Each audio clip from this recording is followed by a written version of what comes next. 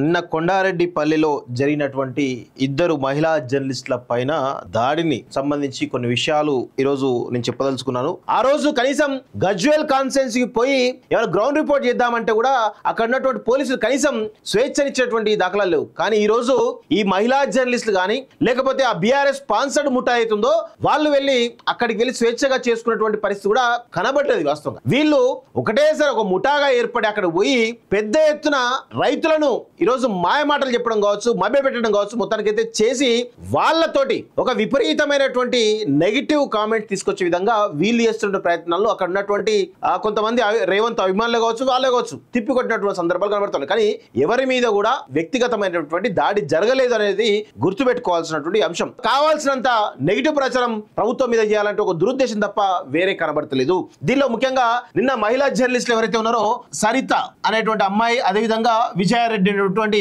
అమ్మాయి, వీళ్ళిద్దరి పైన దాడి జరిగిందని చెప్పేసి చెప్తా ఉన్నారు. అయితే వీళ్ళిద్దరి పైన ఎక్కడ కూడా దాడి జరిగినటువంటి దాఖలు అయితే నాకు కనబడలేదు. ఈ సరిత అనే అమ్మాయి ఎక్కడ పనిచేసింది అంటే టీ న్యూస్ లో పనిచేసింది మొన్నటి వరకు కూడా. గత 12 ఏళ్ళుగా టీ న్యూస్ లో పనిచేస్తా ఉంది. ఇప్పుడు వచ్చేసి ఆమె ఎలా చేస్తా ఉంది, తెలుగు స్క్రైబ్ లో చేస్తా ఉంది. తెలుగు స్క్రైబ్ ఎవరిదే అంటే కేటీఆర్ సంబంధించినటువంటి బినామీది. నేను అదే చెప్తాను, వీళ్ళు ఈ తెలుగు స్క్రైబ్ నడిపే వాళ్ళు ఎవరు, తెలుగు స్క్రైబ్ నడిపే వాళ్ళంతా కూడా బీఆర్ఎస్ పార్టీ సంబంధించినటువంటి కార్యకర్తలే.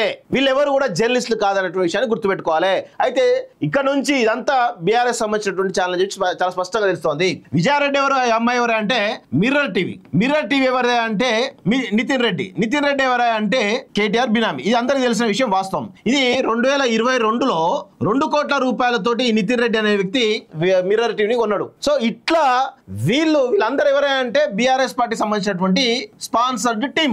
వీళ్ళతో పాటు ఇంకో ముఠా ఇంకో ముగ్గురు పోయినట్టున్నారు. వాళ్ళు కూడా కంప్లీట్ గా బీఆర్ఎస్ పార్టీ సంబంధించినటువంటి వ్యక్తులు తప్ప వీళ్ళు జర్నలిస్టులు కాదనేటువంటి విషయాన్ని గుర్తుపెట్టుకోవాలి. ఒకటి. రెండోది, ఇద్దరు మహిళా జర్నలిస్టులను అడ్డు పెట్టుకొని వాళ్ళ చేత ఒక డ్రామా ఆడించి ఈరోజు ఒక సింపతి కొడదామనేటువంటి ప్లాన్ కేటీఆర్ అదేవిధంగా హరీష్ రావు వీళ్ళిద్దరు బిల్లా రంగాలు చేస్తున్న విషయాన్ని గుర్తుపెట్టుకోవాలి. కేటీఆర్ హరీష్ రావుల మాయలో పడి వీళ్ళిచ్చేటువంటి ఒక తాయిలాలకు అలవాటు పడ్డటువంటి పానాలంతా కూడా ఇప్పుడు ఏమైతుందో అంటే పెద్ద ఎత్తున వీళ్ళపై దుష్ప్రచారం చేసేటువంటి ప్రయత్నం చేస్తా ఉన్నారు.